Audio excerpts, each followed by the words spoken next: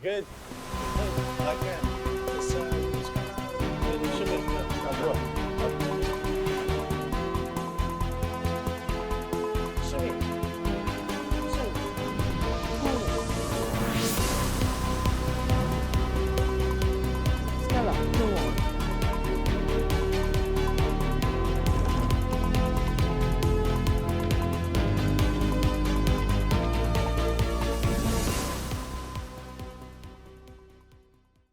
Welcome back to another episode of The Verdict. I'm joined again by Lood de Jager and Schalk Burger. A big weekend of international rugby. Edgy at times from the Boks, but absolute brilliance from Grant Williams, Damien de Villiers, Cheslin Colby, and the calm head of Andre Pollard that pulled it through for the Boks once again. Edgy, but still we won by 9 points. Guys, an improved England side, when they went ahead 3 minutes into the game with a try by Ollie Slytome, were you concerned? No, I thought it was their perfect start. 8 phases deep, so it didn't come from nothing. And we'll have a look at the little review of it. Eben actually picks him up in the pocket, thinking he's going for the drop goal, trying to build an innings. Skims him, skins Ox, good hands by Slate. They finish. I think if you look at the game, afterwards, it's the big moments that we won. We've got the big moments and big game players stood up. Damien de Villiers stood up. Cheslin Colby was incredible. We'll talk through Grant Williams' finish was next level. So certain weaknesses we've still got. This weekend for us was line out maul defense for me, and the breakdown I think still is not where it should be. But then certain detail in our game, like you think the double charge down. How do we get to their number 9 was exceptional. The fact that we went 5-3 split, something unusual for us, gave us the freedom to bring Andre on early. Yeah. And I think that would have, that's foresight from Rassie. You would have predicted that. It was interesting. It was interesting to see when Andre came on and Damien de Villiers started running off.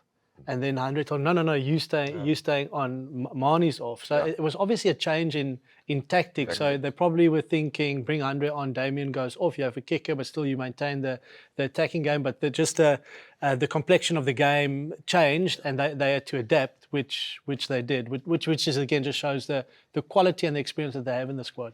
Yeah, and I think our game management was near perfect. That last 20 minutes, Andre was exceptional. I think Kobus off the bench made a massive impact. Kwagga again in his familiar role, very good. And I think their game management were lacking again. They got few advantages, kicked the ball away. I think England really needs to look at their management the last 20, and I think we were exceptional last 20 minutes. As you would expect from an England loss, who pops out? Clive Woodward. Right? I didn't see it in my again, saying how disappointing they are and won the game. But I mean, in the gift that keeps on giving. In the context of this game, though, England put us under massive pressure for a big part of the game. So is it just their inability to close off games? And do they look at this game not just purely because of the result, but look at it from a performance point of view and say, we got so close? Because if you look at the whole Autumn Nations series, it's probably the Australia game that they'll kick themselves a little bit. But bar that, I mean, they're thereabouts. Yeah, I mean, both sides get a try disallowed in the second, second quarter. They get it for neck roll, which is neck roll. Our forward pass will go through. Is it a forced pass? Yeah. Is it conclusive evidence? I'm not too sure. But then they get so many chances to get into our 22, not converting, not taking the points. They get turnover. And then ultimately to give themselves a shot at winning it, obviously Kawandiki with the mock. Where it just got the wrong call. So it's a small little detail thing. But also, John, we've been in those sides where you tend to lose everything within 5 or 7 points. So hard to snap out of it. And it's not one thing. You almost need to get one over the line because, what's it now, 8 or 9 in a row where they've led against top-tier nations going into the last 20 minutes, and they haven't got a single one of those over the line. And I think also, England's kicking game is very good, especially contestable kicking game, and Freddy Stewart, again, was unbelievable on the high ball. And I think it was the same thing last year in the semi-final. We don't really get the reward out of our kicking game against them because he's just so good in the air. Yeah. So I think that's where the game always stays close because they really can compete with us in the kicking game. Yeah, and on that, sometimes you'll think as a Boks supporter, stupid for picking out Freddy Stewart. Yeah. We'll try and find Marcus Smith in the backfield. That's where we want to get a reward. We want to have their main playmaker on the deck not being able to get up, get to him. He's probably not as good in the air, but they manipulate the backfield, and Freddy takes charge, and he's outstanding. And he was outstanding when even those that he takes above it. He really is so good. He takes it like with the reverse cup, like you'll take a cricket ball. Just a rugby ball. And we'll get into the analysis of that game, obviously, but let's just talk about the other autumn international series games as well. Ireland scraping past Argentina, 3-point win. Should Argentina have gone for the drop goal? I just love the Argentinians, how they play rugby. It's always an exciting game. They always break so many tackles. They're so elusive, especially the outside backs. I think, again, the one thing you can criticize them is sometimes they're so good out of structure, but sometimes they just need a little bit more structure, like going for that drop goal. Yeah. But I think their game against the French this weekend is going to be a very entertaining game. Very similar team. Yeah, and we know that's hard for both sides actually to go back to back. France kind of have a bit of fluctuations in their performance, and I thought that was a high quality game. France, New Zealand, France ultimately edging them, and it's hard for the All Blacks because I think they played well, but also it's hard to go 3 weeks back to back where you just scrape a win. Argentina just left themselves too much to do in that second half, but they were coming on strong, and when they play with tempo and they were, I think they were quite unlucky. And again, Ireland's got the ability to get away with breakdowns, whether it's swimming around or being slow and being in the clearing lane for your 9 or the supporting first arrivals. Wales, geez, boys, where to next for them? They, at home, look, good Australian side, that big, certain players come back, Karevi and Will Skelton, first and foremost, and all of a sudden they've got some firepower, and they bullied the Welsh this week in 50 points. And to be honest, Wales didn't really fire a shot. So it's hard for them. Italy's got a big game against the All Blacks coming up this weekend, and they were very wobbly against Georgia, scraping a win. Is it a wobbly Italy, or is it just an improvement from a Georgia point of view? They've scared a couple of teams over the last number of years. They're so physical. Set phases really good. They've got lots of experience actually within that squad as well. Guys playing in the top 14. Which is it, or a bit of both? Is it the improvement? Because Italy was going so well in Six Nations, and now during this series, there's definitely a decline. I think definitely it's a bit of both. I think last year was the same thing. They had a great Six Nations, and they were utterly disappointing in the World Cup. I think Georgia is a difficult team to break down. Like you said, they've got a good set piece. They're quite physical. So if you don't get your plan right, any team would struggle against them, especially for the first 50, 60 minutes. Talking about a squad makeup, Ireland. So they've been a dominant team in World Rugby, or certainly a very consistent team in World Rugby, world-class players. But we've seen a decline from Ireland. I think they lost 3 out of 36 games. Now they've lost 3 out of 6. And you can see a bit of a change in terms of the squad compilation. Obviously Sexton gone, Tag Furlong now injured, Conor Murray not making the 23, Peter Mahoney also one of the older guys, Cian Healy one of the older guys. Have they kind of reached that tipping point, and do they have players that can replace those guys to keep the consistency that they've had previously? I think when you play such a structured game, and their outstanding features, their shape, their attacking shape, and how they manipulate defenders and how they split defenders, and you need a quality number 10. And for so long, Sexton ran that. Yeah. And there's nothing saying, I'm not taking anything away of the next generation. Crowley, Frawley, Pendergast is obviously the young upstart, the one I think who looks like he's got the most talent of the lot, but he's obviously still a youngster. It's big shoes to fill, those. And I think once they get that general back, I think he'll make a big difference into what is their point of difference, and that's their attacking shape. I guess for me, you look at their best players or players that we all played against in Super Rugby. Gibson Park's outstanding, James Lowe on the left wing. Loose forward wise for me, Van der Vlier does his job. I think they're in dire need of a blindside flanker that can dent. Callan Doris is a great player, and I think earmarked to be captain for quite a long time. But then off the bench, us loose forwards, you need someone to can make a big impact. And I don't know, at 34 or 5 that Peter Mahoney is that one to close out games or chase games. Yeah. And we've got to compare to what we've got now. And we're going to go Elrich Lowe and Kwagga Smith. And both of them this year, at least, has been exceptional coming off the bench. Because, I mean, take Byrne, great player, but better suited probably at lock. Yeah. You know, he can fill the gap at blindside flank there. Now the question is, in what we've seen from a Vodacom URC point of view, are there guys that can fill that void? Are there players coming through that's really saying, you know, pick me, put me in? I think Sam Pendergrast is one of them, and he's got the full skill set. Probably frame wise, not there yet. Are there other players that you've seen or not really? Well, I think, you know, they have to look at the next World Cup. That's the big thing for them, especially Ireland. They've always underperformed in the World Cup, so they need to make a decision now. I don't think Oman is going to be firing at all cylinders in 3 years' time. I think they have to go look at youngsters. I think I'm not sure of their names, but there's a guy at Ulster, 6, who looks pretty decent. A young guy, very athletic, pretty strong. You know, Leinster's got so many guys coming through. I think there's enough, and if you give them enough time, if you bring them in now, they've got 3 years to build experience before the next World Cup, rather than hanging on to a guy now like Oman who's probably not going to make it in 3 years. Yeah, Coombs carries well 4 months there, but I think the danger that they can have is that Leinster becomes so dominant and all the youngsters stays in one province. You actually then lose, you know, the diversity within your group, and what happens to exposure. What happens, you know, what happens to Ulster? You know, where's Munster? Munster really battling. Nearly started speaking Afrikaans, the boys. That's too early for me on a Monday morning. But yeah, they're really battling in the URC this year. There's a bit of disruption there. So, you know, so about finding that balance. But every team's going to go through a transition. And, you know, they've got a very settled coaching staff, and they're still a great side. You know, they came to South Africa, you know, managed to win that second test match, 1-1 draw. For any team at this moment in time coming here, we saw how hard the All Blacks found it to get games done against our Boks side. So, quality outfit, but yeah, for them, and you know, it's not normal to see them lose 3 out of 6 test matches. Yeah, especially because they've just been so consistent.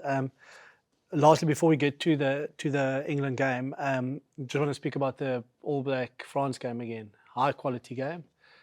You could see there was a bit of extra. It was edgy, you know, in terms of the game, in terms of what happened last year at the World Cup, and the All Blacks were up for it. You know, they've had a couple of tough games already on this tour, but they were certainly up for it. Cam Roygaard, as a player, I mean, certainly one for the future. So your views on the All Black team, again, losing Finau early in the game, but then Lakai. He was pretty good. Yeah. He was actually very good. Yeah. But more so, the makeup of the French team. And I was so surprised in terms of how that squad has changed since World Cup. You know, 12 months ago, and I mean, you know, 50% of the team almost are the names that you're seeing. Yeah. Yeah, how impressive is Ramos at a little number 10?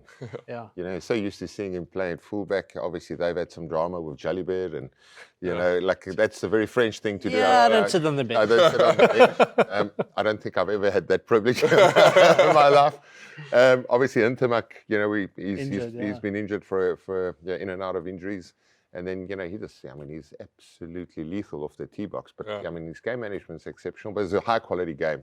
And, you know, like, you can't help but think, imagine the Springboks go back to Paris. What's our reception going to be like if the reception was like that for the All Blacks? But I think... I could tell you. Yeah, we were there, we can remember. I think under Razor, they're starting to find their identity, this All Black side. And you know, like, identity is something that you've got to own. You can't try and fill in the shoes of what went before. And I think slowly but surely these players are understanding what it takes to be an All Black. I think also the French are looking at the next World Cup. They're bringing in youngsters, giving them experience. But what a team, you know, Dupont running it. When they attack, the way they stay on top of teams, and he just runs the show. I think that fullback Burros, or whatever his name is, the first test, looks lethal from the back. Amazing. That the young winger, what's his name? Biarri. Great player, and I think they're bringing in 1 or 2 young forwards that look decent. That 7 is a great line-out option. So I think but the All Blacks were very good. I thought 20 minutes in, you know, the All Blacks are going to have a big win, big upset here. But I think the French came out that second half, especially that first 20 minutes after the second half, all guns blazing. They were pretty good. I mean, Gregory Aldrit for me is an absolute monster. And Movaka. Movaka as well, yeah. Malfour, that block. But Aldrit, they took off with 30 to go. Yeah, 15 minutes into the game, they took him off. I also think like the All Blacks, they took off Roygaard, and I think, for me, just, technically he's so good. Unfortunately, Rattimer got charged, but, it's one of those things where I think like he's an exceptional technical player for future. And I think if you want to have a young side, you want to have your half pair to be really good. So he's awesome, and obviously they changed DMAC. He didn't play start on the weekend, so. It's all part of the evolution, I guess, but losing is never fun for any international coach. You just said a half pair. A half pair. Is that the half of Brock? Yeah, I don't know. The halfback pair. The halfback pairing. Was it a long weekend? A very long weekend. I was on golf tour, guys. Okay, let's get into the Bok game. Going into this, with what happened 2019 in the final, we know the dominant scrum that we have, and the way that we were able to get dominance over England. I was really looking forward to the first scrum of this game, and here we see that. Now, I mentioned it actually on air as well. The problem is when we don't get reward from our scrum. Now, this is exactly what happened the first one. Decent hit. That's a penalty. Yeah. It's a penalty. As soon as his elbow touches the ground, it's a penalty. Yeah, That's and we'll just the see laws of the game. We'll see this picture in the next scrum where he does get penalised. But you want to have reward. That's, if you're dominant, he goes down with his elbow. It's a pretty simple trigger for me. Yeah, and it's almost a cop out for the referees, because it's easy to say, okay, it went down. Yeah. Okay, play it out. Yeah. But I mean, no other part of the game do you see that. It's not as if line out, you say, okay. No, it's skew, they contest, but let's play on. And for me, that was right in front of the ref. Yeah. It wasn't like it was on the other side and the AR made the call and he wasn't sure. He was 2 meters from that and he still didn't make the call. Yeah, so, and why I put that there and why we're going to look at some of the other scrums, our game plan is so dependent on our scrum. Yeah. And the question I've always had is, what do we do if we don't get the reward from it? And actually in this game, we were tested at times and we were able to get through it. But again, now we see you get the reward, and rightly so. Yeah, but I mean, if you look at the two back-to-back, John, there's no difference. How he goes down, elbow touches, he gets pinned the second time. Yeah. First time was probably even more obvious. Yeah. There was a bit of a fight for it there, and eventually Wilco got the better of Ellis Gensch. I was saying, Wilco low, scrum's so low, his knee's so close Wilco to low. Scrum's pretty low, eh? Yeah. That's where he got his name from. No, but it's so close to the ground, because if it just touches there, that's penalty all the way around, right? Now this one, again, straightforward. Now, the reason I show this is look at where we're at on the field. Yeah. You're under pressure. The previous one was a massive hit. Curtly Aronson put on Ollie Lawrence, I think it was. Spilled the ball. They actually had some good attacking shape.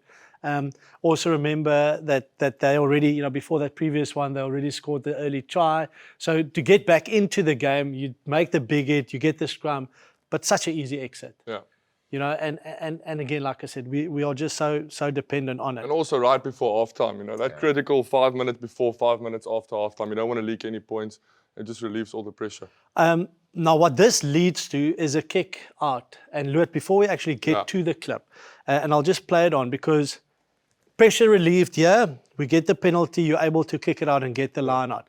But our line out wasn't actually functioning that well. 37 minutes into the game, just before halftime, our line out wasn't functioning. What part of our line out didn't function, and what happened in this line out that was so different? Well, I think pause it for now. I think tempo. Big thing last week, we took too long, and especially against a guy like Itoje. Scala played with him at Saracens. He loves to move around. He shouts numbers, and he makes the hookers nervous. He makes the lifters, especially props, when they're a bit tired, they get nervous about the call. So you want to take him out of the game. So you want to get in, get out before we can start moving and doing any tricks. I think this line out here from RG was absolutely perfect. And that's something we haven't seen for a while now. Obviously, we're going to short lineouts, 4 or 5 man. Even the play off the back of it, I think, was quite smart, because we've been seeing ourselves hitting in the midfield, splitting their backfield, and then trying to kick it off the back of it. We kick it straight off the bat. Yeah. But we haven't seen time balls from the Boks for ages. Just a straight ball. Yeah. The pace of the ball beats the contester. We've seen a lot of dummies, which gives a guy like Maro Itoje Time to move. the opportunity to point, shout, move around, and basically pick.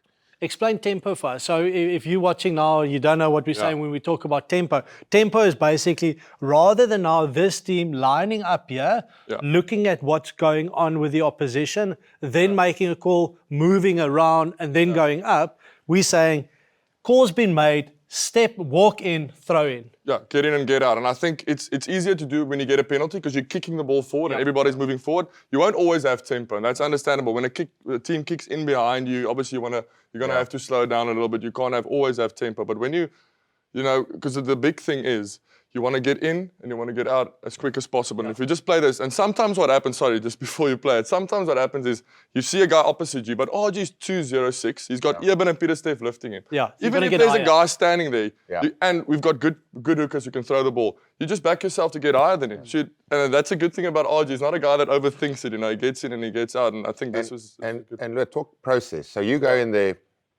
We all played with Victor, who had the tongue, the ear, the nose flick, the look over the left shoulder, the sorry ref, and then go. Yeah. That's obviously, in this case, he said, back my time ball. And then after that, you'll go down and say, listen, we'll have a quick few triggers, whether that is yellow, purple, grey, and then worst case scenario, slow it down, calls. Yeah. The first thing is you want to win the ball as quickly as possible. In the channel, you want to win it. Yeah. Okay, as simple as possible. But then if they close that channel down, then you slow it down and you look for another space. But I think what happened here, which was good, I think he literally just told them, listen, boys, we're going to walk in, we're going to do my throw jump. There's not going to be any other option except this. We're going to walk in, we're going to get in and out, and I'm just going to back myself with my because the throw jump is backing yourself and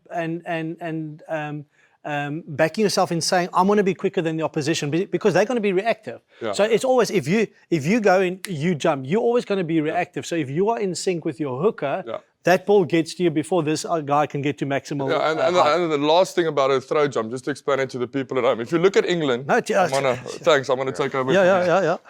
If you look at England, so a throw jump, it's called a throw jump for a reason. It's first the throw and then the jump. Look at England's guys. Not one of them is looking at our hooker. So they can't see the throw coming. So they're always going to be late. Where our guys are all looking at our hooker. They're man watching. They're man watching. So there's no way they can get there before we do. Because we're going to go off that trigger. They're going to miss the trigger of the hooker. So they're all looking at our guys. So they miss the trigger, which is the throw. So play it, then you can talk through it. So here goes. No time. And they're not even getting there. It's just, and then gives us a great launch. And then we actually get the penalty from there. That's to your point, John. It starts with a scrum penalty, okay? Look where we end up. Penalty, Marnie misses it ultimately, but that's how you exit. And it's almost like the coach killer, like the top and top negatives. Yeah. England there. That's how free exit fast without any work. Obviously, there's work going into the scrum, and then the line out exit's a great play, but it's 2 penalties back to back, and we nearly went into halftime 3 points extra. And it was, it was Kirtley went there wanting to contest, and I was worried that he might take his, take his feet out. We've seen him done it before a few times before. Tactically, I was thinking, we know Marnie's not the most confident kicker. I thought, go for the line. You're putting pressure on the opposition now, and you back yourself for maybe getting more than just the 3. But they made the decision, missed it, and I thought it could have been critical. Also, you never know the dialogue. Maybe Marnie was feeling it. Yeah. He was. He actually asked for it. I watched in real time. He immediately said, give it to me. Just another scrum example. This time around, other way around, and just wanting to show the consistency. Yeah, it was a penalty. Elbow down. Penalty for England. What I wanted to ask about this as well. So we saw Ox getting injured quite early. So again, our strategy for this game would have been the same as previously, where we make changes to our front row at the same time. Replace the whole front row at the same time. With Ox going off, that changed. Gerard Steenekamp had to go far deeper than normal. So the way that they actually applied, the pressure that we felt was because we were kind of out of our system as well. But we were able to adapt and eventually, got the reward. Oh gosh! Come close the door, close the door. Hey! It's me, your car. Wait, what? Guys, you know I love you. Half of you were made on my back seat. This goes for me as well. We've been on holiday together. Chrissy, your first kiss was in my boot. What? Sorry, I didn't know that was a secret. But there's 9 of you now. Small one, I've stopped learning the names. You're slamming my doors like a teenager. Jaden, milkshake. 2 hands. Number 5, elbows. Sorry. Every morning I get stuffed like a Christmas chicken. Guys, sell me to We Buy Cars. Get yourself a nice combi. Let me start over with a new family. No, don't cry. Here come the wipers. Time for a change? It's as simple as We Buy Cars, the easiest way to sell your car by far. The other element where I thought we were poor, stopping mauls. And we were actually put under tremendous pressure. Yeah, Would you like to explain? I would like to, yeah. Thanks. Would you like to stand? Would you like to stand? No, you can stand. you Okay. can stand. So the big thing is, and Scala would obviously know this, playing in the Northern Hemisphere, teams, their lifters, they set quite high. Yeah. So you can't really sack. So usually our principle would be, we contest. If we miss the contest, we get them Get on it the on floor. the deck.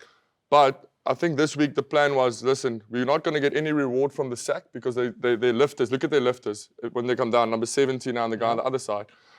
They are upright, you see. So you can't really get to the jumper to get to the sack. So I think we had a good plan by hitting them. I just think our transition was slow. And what I mean by transition is getting in the air, and then after you got in the air and you missed the contest, how quickly you get numbers in, stopping them. And maybe because we're a bit of out of system or a different system, we didn't get our targets right. So our lineup wasn't quite correctly. And you've got to try and split that jumper somewhere. So someone needs to get to the jumper, someone needs to target front. Maybe we could roll out the front jumper, but you've got to break up that front. And once they get the opportunity to set it, we're always going to be liable to concede penalties, which we did. And now obviously you want to, and this is what they did here. So you want to make sure you cover them all, but you also want to cover them popping out and playing out the back. That's obviously the reason for them staying out. When do they join? When there's momentum. Yeah. As soon as they start getting momentum, then Vince will be the first guy joining. Then Kwacha. Obviously, hopefully you don't have to join your other Lucy as well, because then you get a bit thin at the back. Because this is the Gerard Steenekamp yellow card. Yeah. Or it's more like a repeated infringement. But on the back of, them all getting a lot of reward, he hit the jumper when he was still in there, or hit the front supporter when he was still in there. and it was tough for him. Yeah. But again, I thought we were sloppy at line-out time. Even playing the arm of the opposing jumper. There again, just moving on to the supporter too early. But set phases, we didn't get the the reward we normally do get, but still we were able to adapt. For this weekend against Wales, the challenge will be different. Are there ways for us to kind of improve on this, the lineup? Because the lineup's been iffy for a while now. Well, I think it's a great opportunity. I think Australia scored 2 more tries against Wales. So I think we definitely target them there, right across the field. I think we'll go with the more 5-man maul. I just think we'll back up try to overpower them there. I think the lineup was better against England. I think the tempo was better. Our lineup 1 or 2 little mistakes here, but I think the big thing we'll obviously focus on is that contesting and that transition after we got in there. For us, Wales this weekend will be a big target up front. We saw what a big difference Australia had by having Skelton going over the gain line. Valentini's been exceptional on this tour so far. And they dented them, not only from the set pieces, but around the gain line, around the park. So for us, yes, we want to play, with a few more passes linked up between rucks, but for our pack of forwards, we can't pick this team. No one can. We don't know what's coming this weekend. Rassie, I'm sure, will make wholesale changes, but this is a big target for us to go after Wales up front. So set phases, we need improvement. The other area that we need improvement is the kicking game. Not just our kicking game, but who we identify to kick on, and also how we are able to take those kicks in. Now this, so I was in studio with Trevor Nyakane joined us, and he was actually saying, Eben Etzebeth studies this part of the game. Yep. He literally studies the opposition 9, his mannerisms in terms of when they kick, the time it takes before he kicks, etc., and then also the referee's calls. And then he actually counts with him. Just leave it there, John. So, like, the big thing is pressure on that exit ruck. Sometimes you can, like Volkulo standing there right in front of our side of the ruck, he's actually pulling them over. Often you try and hit it, you try and counter-ruck it. This time, he's lost that fight, 2 men's over, you actually pull it over. So the whole thing moves. It's not a stable base. And the most important thing for the 9, you see Jamie George, he's got his left foot out there. You want to kick it, in the vacuum what the rucks leave you. So you almost want to kick it on the left side of that ruck. Yeah. He does it once beautifully, where beautiful kick, up left fast, he knocks it in the background. Other 2 times he gets charged. And this setup, by the way, is trained. Jebben's always going to be on the foot. Volker is always going to be, your loose forwards are going to find where you can chaperone, run back, get to that first ruck. But Van Poortvliet's weakness here is, and this is what Eben will pick up in his analysis, is he gets out that vacuum and kicks it in his charge down lane. Yeah. And So- also, what Volker does there, by pulling it, he shortens their ruck. Yeah. So he makes a distance Eben has to travel half a meter Far shorter, less, and that's a massive difference. So Van Poortvliet, we want him to be kicking, this is Jamie George's left leg. Yeah. You want him to be kicking on this side of his leg rather than moving towards the touchline there and then kicking, because that's right in the space Exactly. of Eben, and that's exactly what what then happened as well. Plus the timing of Eben because of because of the referee counting. So what I wanted to show here, so they have the ability to transition into attack, but also what was very clear for me, and we'll see it in some of the other instances as well, how they identified this. Obviously, they know how difficult it is with the rush defense, and they know where the gaps are. So the space on the outside becomes the opportunity for you. So the ability to get the ball into the space on the outside of our defensive system is only by kicking, the cross kicks. What they were good at doing is actually finding the space. We are pretty good still in scrambling and getting there, but the fullback normally needs to close up that space. So what do? You kick again. So it's a kick-on kick where they were really good. And in that instance as well, getting into the outside channel, this time by ball in hand, kicking it behind, and massive gain there for them. Yeah, the replay here just highlights where Van Poortvliet takes the step across right into the pathway of Eben. But I mean, he's so good with that. Yeah, and then this next one is a perfect example of him doing it well, Van Poortvliet. It's a shorter ruck. You'll see the box will set up, same setup as previous. You'll see Ergie is trying to do his best to push, pull, but he actually kicks as the ball comes out to the left toe, and he actually just takes a step back instead of the step across, which means Eben is too wide to get it. And fantastic kick. Yeah, Great kick. I mean, fussy there, you can't do much. You catch it, they tackle you out in any case. It's so difficult. So great execution, far better execution from England there. But it was the kicking game was a challenge for a big part of this game. Again, here you see wanting to get the ball into that space, but this is where it felt to me they were so focused in doing that. So many times they had advantage, knock-on advantage, and they kick it away. Yeah, I think they got great reward last year in the semi-final with kicks like this in behind us, especially Farrell. And I think there was one in this game as well. Ollie Lawrence, who's their biggest ball carrier in the back line, got a ball 10 meters outside our 22. Instead of carrying on advantage, he kicks it dead or whatever he did. Where here, Marcus Smith, they've actually got numbers on the outside, and he still looks for the kick in behind. And we've got 3 guys in the backfield. Yeah, that's exactly And- the point. Surely your trigger is where your wingers and numbers line And up. then him being able to see that there's space there, kicks an absolute bomb. And we don't even have to guess how far it goes. It shows up on top there that he's kicked at 53 meters or whatever it is. 53.4. And again, Cheslin, boys, how much quality has he got? I mean, he was exceptional on the weekend, and it comes down to those big moments. Justifies Rassie's statement that is the So why he didn't play him last week, for sure. only irreplaceable player in the team. Okay, let's Yeah, not he didn't select play him. him. Okay, guys, so here we see again the yellow card. 12 minutes left in the game. England 9 points behind. Now it's, bit of game management, decision making. You want your execution to be really good. Outside their own half, so too far to have the kick, so they decide to, or to have a kick at goal. So they decide to kick it out, which obviously is the right call. But now the infringements, firstly, the defense from South Africa, and the infringements that they make, they just weren't able to, in the big moments, to execute and to make the right play.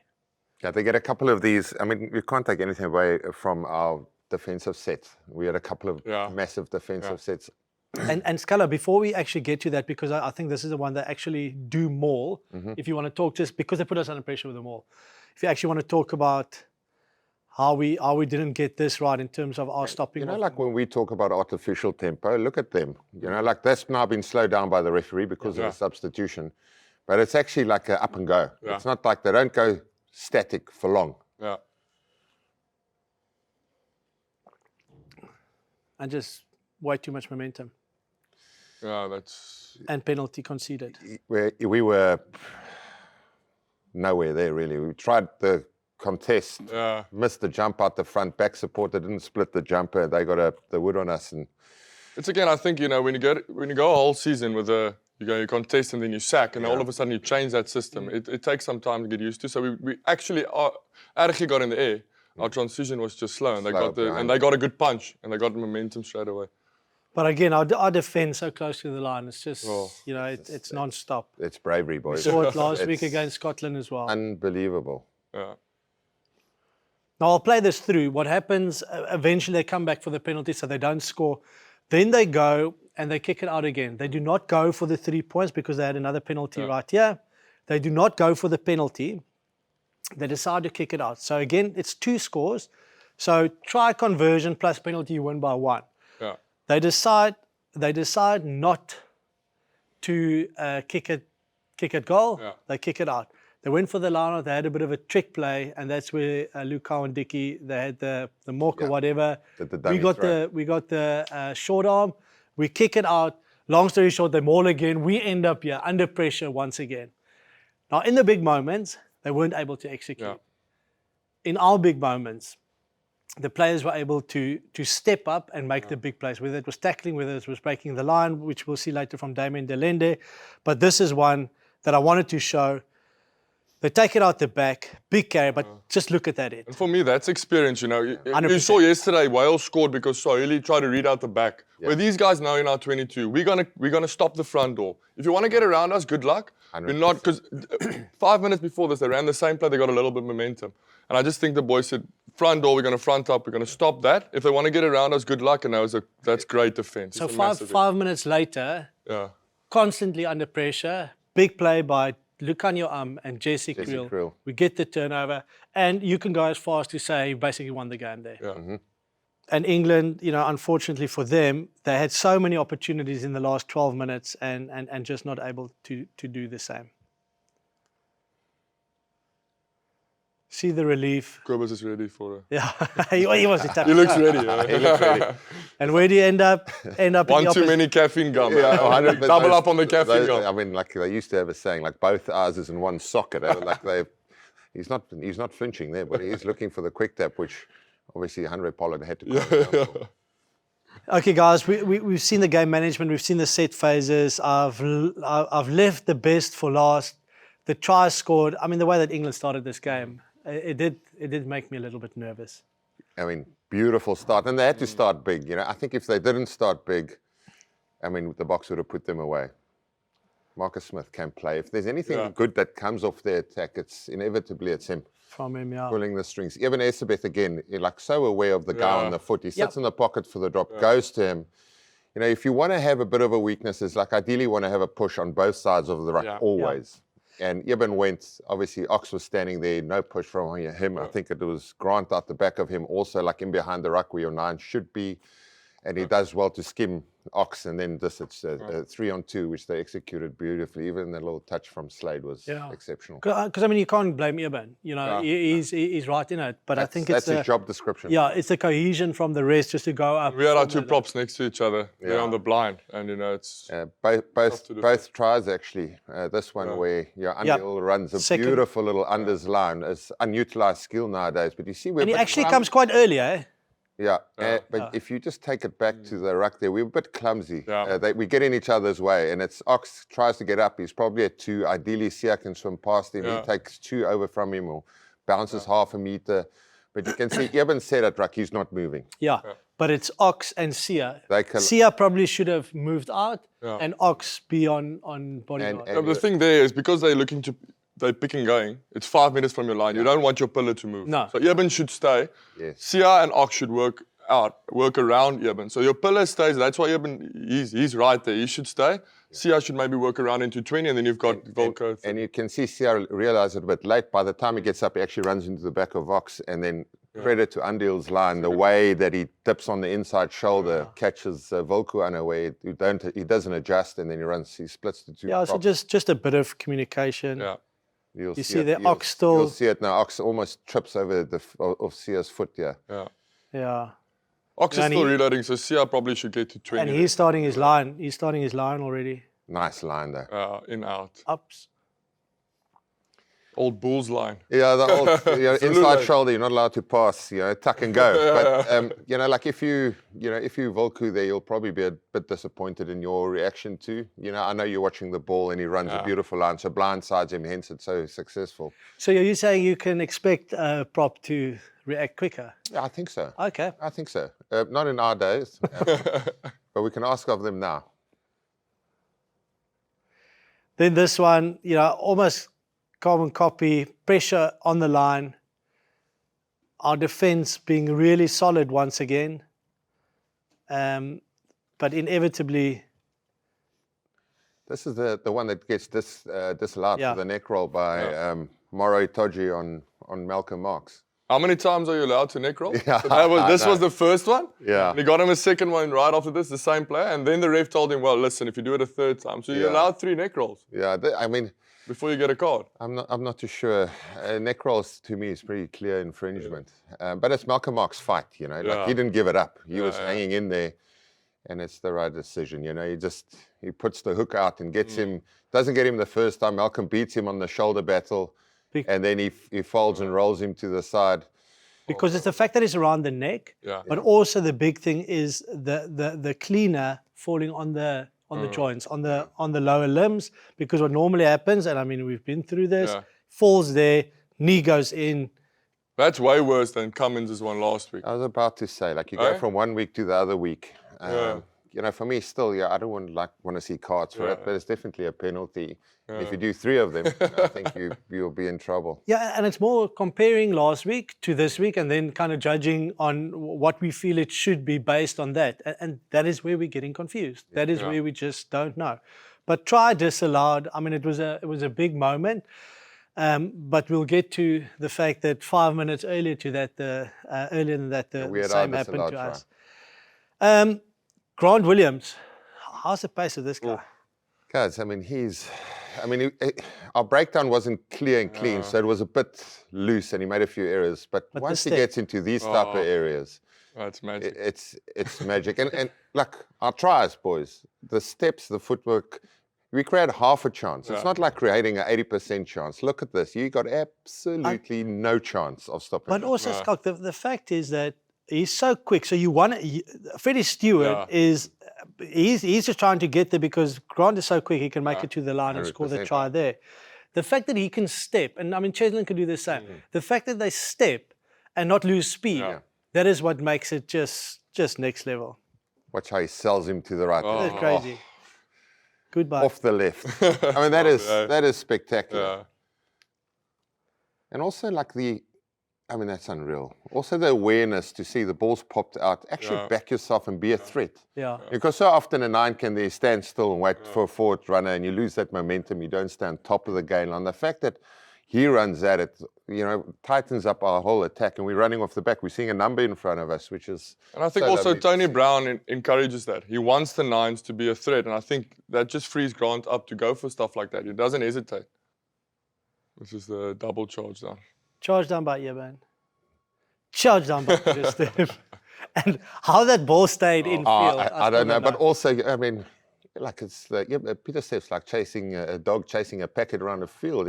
He doesn't give anything up, it's unbelievable work rate. Obviously, Eben gets to Van Portland for, the second time in a row there. And then Pete Steph just with the follow-up. And the whole week, you'll go, get to 9, get to 10. Yeah. Eben, you get to 9. One of our flankers, Sia, Peter Steph, let's try to get 10 early. Let's get in his face. Let him feel that pressure, footsteps. But it's also it's unbelievable. It's a point to make is it's not by chance. No. It's by studying the game, applying pressure. Not knowing when you're going to get through. It's like Cheslin chasing kicks at goal, conversion kicks. You know, you don't know when you're actually gonna get one. Yeah. But it happened, Yeah. and it actually made quite a big difference in the World Cup. Same year for Yemen and for Peter Steff. Penalty advantage. So pressure applied in that situation, pick and goes, they go offside, we get the advantage. Yeah. I absolutely hate it when we just kick the ball away for the sake of kicking, because that's a free go. Yeah. You have a free play to try and score a try without any pressure, really. So your execution needs to be spot on. This, though, you know, we saw it at the World Cup in that Scotland game from Marnie. No, it's his Same specialty. thing, And he just backs his skill. Low. And they've got no chance. Cheslin's But speed. But he steps before he Before gets the ball. yeah. Oopsie. Oh, And that's like you think Freddy should, like it should be quite simple. You just smash him ball a man at the same time. But now he smashes nothing. now it's the air tackle, but Smashes like air. he moves before he catches it, and then catches it out in front of him. Oopsie. it actually should be a ball and all. That's what he's going for. But Cheslin actually stepping before the ball gets to you. That skill set of doing that. He can do nothing else. No, no. Nothing else. He's Because also remember, if he goes he a stands little off bit it. Oh, or higher, you know, head contact, because he's a tall guy, so you need to get low. You can't really change momentum. Now this was, I mean, Fussie's ability to have that looping run, his pace on the drift, get outside the defender, especially because of the press on the outside. If you go too quickly and that guy loops, and also a I've lot been of in that position a lot of times. Yeah. You don't get there again. and Damien's pass. And the pass, 100%. is perfect. A great play. And it gets called back in real time. I didn't even pick it up, boys. And I think if you ask Apelele Fassi if it was 40, he would say no. Yeah. You know, it's one of those. He did the damage on that arcing run, and I love how we manipulated having two players out the back. Marnie Lebok goes in front of him, and for me, you then got to have conclusive evidence. You know, and like I looked at it, that angle maybe. The other two angles for me is not conclusive evidence. He plays it early as well. And look, the ball's always going to drift forward because Apelele Fassi's running at 25 kilometers or 35 kilometers an hour. I've never been that fast. I'll get a speed violation. But it was so unfortunate. So called back, 2 tries called back, 1 each side. You know, game is very In the level balance. in the balance. You know, subs started coming on. But I mean, England were hanging on, and we weren't really. It never felt as if we were in control of the game. I spoke about Lucanio and Jesse Krul, that tackle that they made earlier in the game. Here's Damien Delaney, quiet game by his standards because the game never came to him. The one opportunity to make an impact in the game. Yeah. Ben Earl, Henry Slade. You know, I mean, you look at that. There's nothing on, boys. Nothing on. Set up the rack and you play from there. But boom, through. Brilliant pass again, this time to the other side. The step from Cheslin, that's not just a gimme, it's not a run-in. I mean, we've seen that. Where did we see that again? Somewhere against England. He loves playing against England. Those Chelsea. They still don't know which way he's going past them. But, I mean, so often criticised, how good is Damien Delaney? And then the little flick off the left hand, and then Ollie Slatham, no chance. And how many times has he done it for the Boks? Stood up in big moments. The big one stands out, that semi-final against Wales. Yeah. Going nowhere, and then out of nothing, he scores a 20-meter try, breaking 6 tackles, and we win the game. And same thing here. That one and the second Ireland game, 2016 in Joburg. Oh, yeah. Same thing. Also, out of nothing, breaks through, scores a try. You know, you win the series against Ireland. But guys, again, I suppose same trend as last week. Not a perfect game by the Boks, but still you win by 9 against England. And it's not England. England will be under pressure, but it's not a bad England team. They were in it for 80 minutes. Yeah, I think England, you know, the trick for them now, the hard thing for them is, you know, where do they sit? Where's their confidence at? Yeah. You know, Six Nations will be quite important for them, I guess. You know, coaching staff, you know, there's rumours in that group that they're a little bit of a disjointed coaching staff. But, I mean, they're playing some decent stuff. They got good players.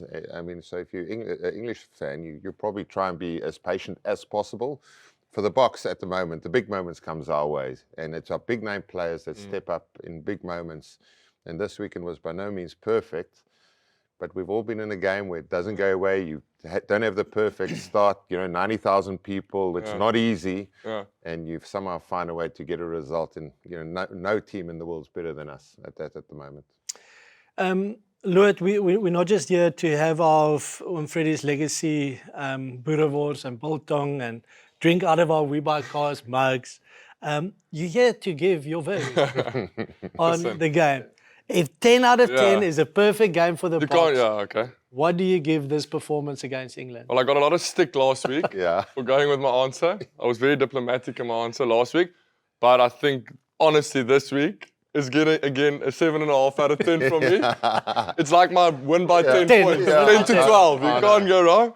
7.5 for me this week against England. Now, what did I say last week? 7, eh?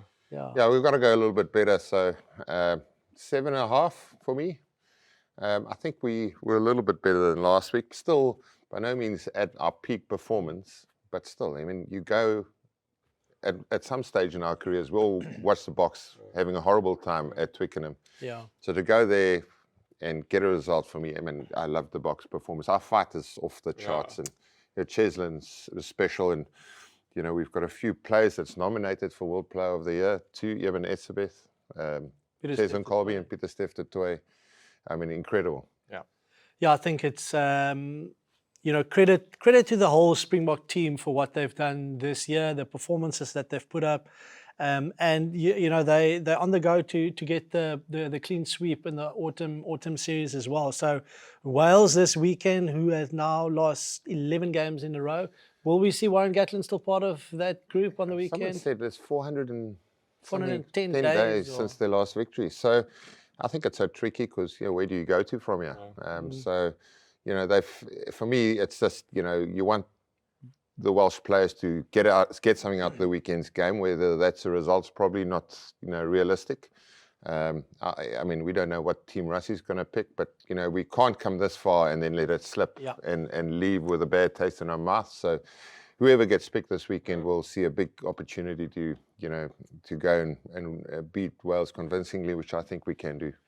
To We Buy Cars and Freddy Hirsch, thank you very much. As our sponsors, Lood, to you and Schalk, thank you very much. We've got one more left next week, and hopefully it will be one with a lot of tries for South Africa.